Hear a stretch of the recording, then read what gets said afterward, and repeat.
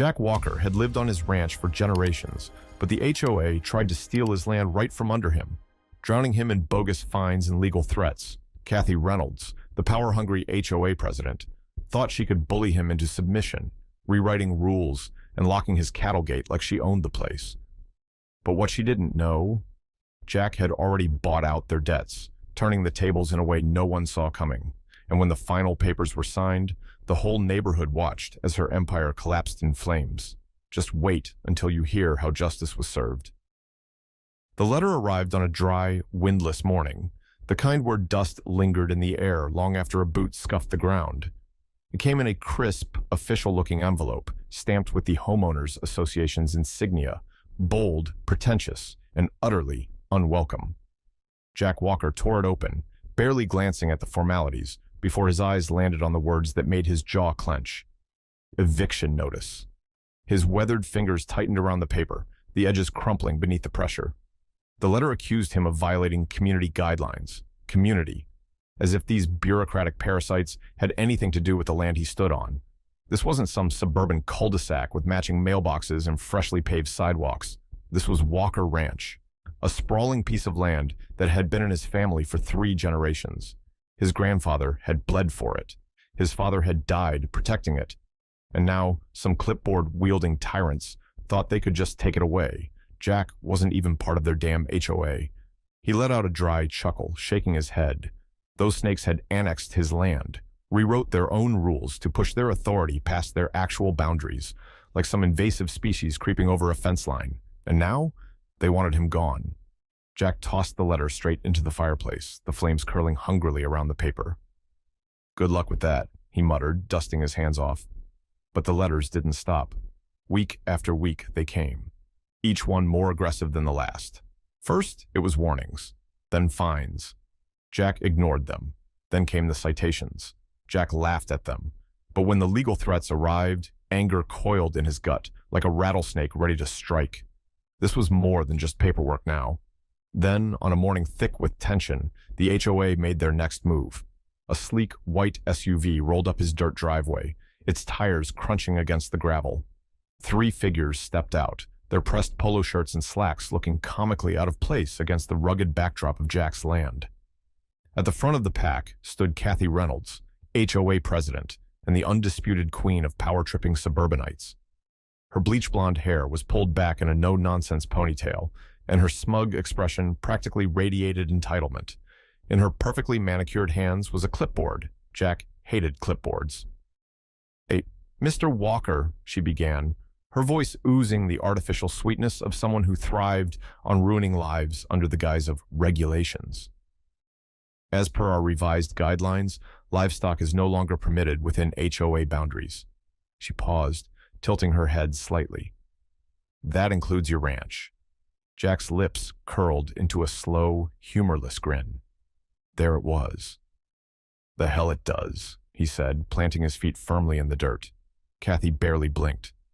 "You are currently in violation of multiple regulations, including noise ordinances, improper waste disposal, and unauthorized structures." She lifted the clipboard as if it held the weight of the law itself. "You have 30 days to vacate." Jack let the silence stretch between them, his gaze never leaving hers. Then slowly he spit at the ground.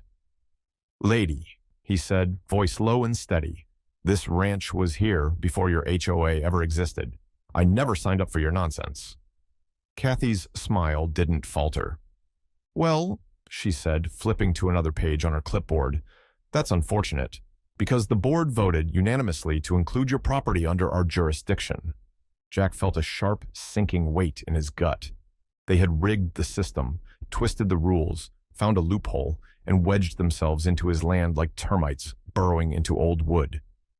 For the first time in a long time, Jack felt something deeper than anger, a quiet, burning fury. These people thought they could bully him off his own damn land. They had no idea who they were messing with. The harassment didn't just continue, it escalated, turning into a full-scale siege. Jack Walker watched as the fines stacked up like bricks in a wall they were trying to build between him and his own land. First, it was minor infractions, excessive noise, as if the sound of cattle and a working ranch was a sudden violation of suburban peace. Then came the safety hazards. The barn, the same sturdy structure that had stood for decades, was suddenly deemed structurally unsound. HOA board members, those nosy, clipboard-wielding scavengers, began trespassing onto his land, snapping pictures, scribbling notes, whispering amongst themselves like vultures, waiting for a fresh corpse to drop. Jack saw them from his porch one morning, their pressed slacks and smug expressions standing out against the rugged backdrop of his property. He didn't need to hear their words to know what was happening. They were building a case, one fake violation at a time.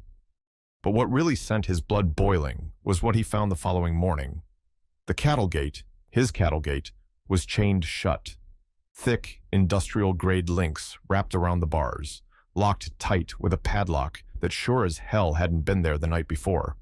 His herd stood restless behind the barrier, their movements uneasy, as if sensing the same violence curling in Jack's gut.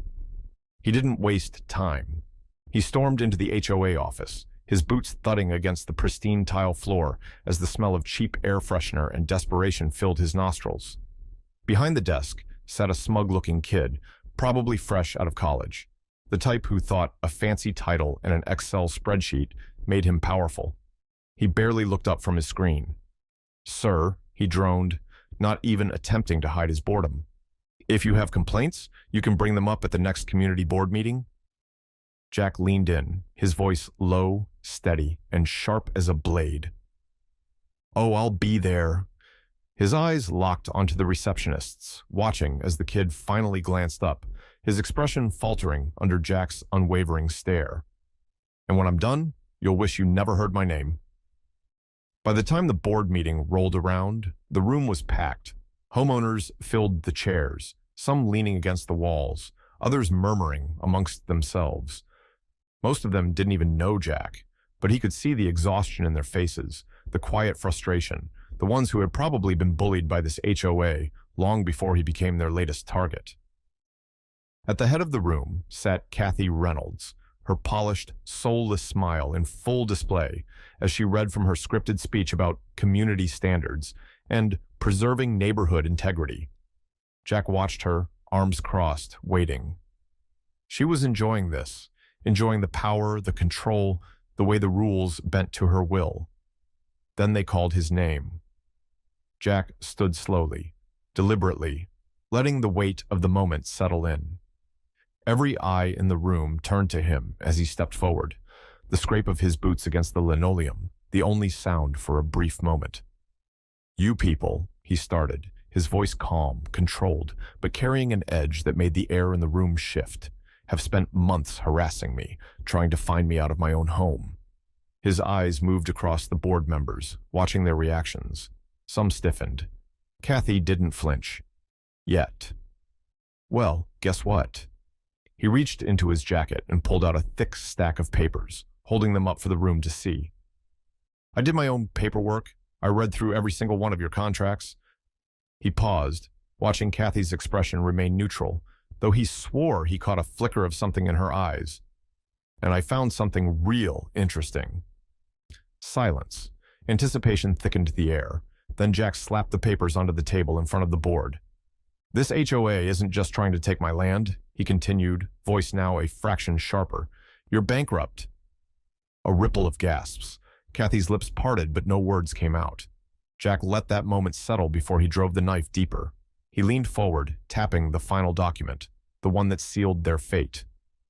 "Your little empire," his voice was almost amused now, "it's circling the drain." More murmurs. People shifted uncomfortably. A few in the back exchanged glances. Jack let his gaze settle on Kathy, watching as the color slowly drained from her face. Then he delivered the final blow. "And as of last week?" He let the words hang in the air, let them soak in before he delivered the knockout punch. "I own your debts." The room went utterly, completely silent. Jack took his time, letting them process it, letting them feel the full weight of what had just been said. "That's right." He leaned back, arms crossing over his chest. "I bought them." The silence stretched. Then, chaos. Kathy Reynolds sat frozen, her perfectly rehearsed composure cracking like a thin sheet of ice over deep freezing water. Her fingers clenched around the edges of her clipboard as she tried to steady herself, but it was useless. The entire room had just turned against her. This is absurd, she stammered, forcing a laugh, though the tremor in her voice betrayed her panic. Jack Walker didn't bother to hide his grin. He had her, and she damn well knew it. No, he said, voice smooth, deliberate, predatory. What's absurd is your board taking out loans they couldn't pay back. He let the words settle, watching the way the other board members shifted uncomfortably, like rats realizing their ship had already hit the iceberg. When you expanded your reach, he continued, you over-leveraged your finances. Too many new regulations, too many lawsuits. You started squeezing homeowners dry to keep yourselves afloat. He tilted his head, eyes gleaming with amusement. And when I saw the foreclosure notice on your fancy HOA office building, he gave a small, satisfied shrug. I decided to make a little investment. A ripple of gasps rolled through the crowd. A nervous-looking board member, a balding man in a suit that suddenly seemed too tight around the collar, leaned in and whispered something in Kathy's ear. She didn't react, didn't even blink. Her fingers tightened around the clipboard until her knuckles turned white. Jack turned his attention to the homeowners, raising his voice just enough to make sure every single person in that room heard him. These people, he gestured toward the board, scanning the faces of the same smug bureaucrats who had tried to fine, threaten, and bully him off his land. They've been bleeding you dry, excessive fees, useless rules, power trips. He let the anger simmer in the air before his voice dropped into something quieter, deadlier. But now, he lifted a single sheet of paper into the air. The entire room seemed to hold its breath. I hold the liquidation notice. He paused, letting the words land with all the force they deserved. This HOA is officially dead. The silence shattered like glass. The crowd erupted into chaos. Some cheered, loud, triumphant shouts from homeowners who had been shackled to years of HOA extortion. Others shouted in outrage, demanding answers from the board, their anger bubbling over into something almost uncontrollable. People surged forward, closing in on the table where Kathy and her cronies sat, bombarding them with furious questions. Kathy didn't move, didn't breathe. Then, as if sheer instinct had taken over, she lunged. Her perfectly manicured fingers snatched toward the paper in Jack's hand, desperation twisting her face into something ugly, primal. Jack was faster.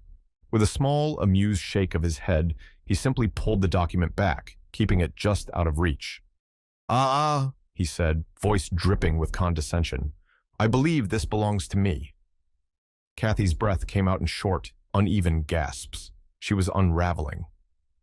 The queen of the HOA, the woman who had ruled this neighborhood like a tyrant, was losing everything. Her voice wavered, cracked. You can't do this. Jack stepped in close enough that only she could hear him, close enough to watch the last remnants of control slip from her wide, panicked eyes. He leaned in, voice nothing more than a whisper. I already did. The HOA was dissolved. Their bylaws, their fines, their endless bureaucracy, gone like dust in the wind. The office building that once housed their little kingdom of tyranny sold off to the highest bidder. The new owner wasted no time stripping it of any trace of its former occupants. The walls that once held framed copies of community guidelines were now bare. The desks, where board members once plotted their next extortion scheme, sat empty. The empire Kathy Reynolds had so desperately clung to had crumbled beneath her feet. She tried to fight it, filed lawsuits, called in favors, probably screamed into a few phone calls with lawyers who charged her by the minute. But the moment those financial reports hit the public, when everyone finally saw the mountain of debt, the mismanaged funds, the corruption hiding in plain sight, she disappeared. Overnight, her house went dark. No more HOA meetings, no more condescending emails. No one saw her pack up. No one saw her leave. One day she was there, and the next, gone, like she had never existed. And the neighborhood? It came alive. The day the final liquidation papers were signed, the homeowners threw a block party. Not the kind that the HOA used to organize with their strict, no loud music after 8 p.m. rules and passive-aggressive reminders about approved beverage containers. No, this was a real party. The streets were lined with grills, the smell of barbecue and cold beer thick in the air. Kids raced their bikes down the sidewalks without fear of some clipboard-carrying enforcer threatening their parents with fines. People laughed, music played, and in the middle of it all, they tore down every last trace of the HOA's rule. Jack Walker stood on his porch, arms crossed over his chest, watching as a group of neighbors ripped the last of the HOA signs from the entrance of the neighborhood. Someone tossed it onto a bonfire. Cheers erupted as the flames swallowed it whole. One guy, a burly man in a faded flannel, lifted a beer in Jack's direction. "You really did it, man," Jack smirked, tipping his hat back as he took in the scene before him. "Damn right I did." And just like that, justice was served.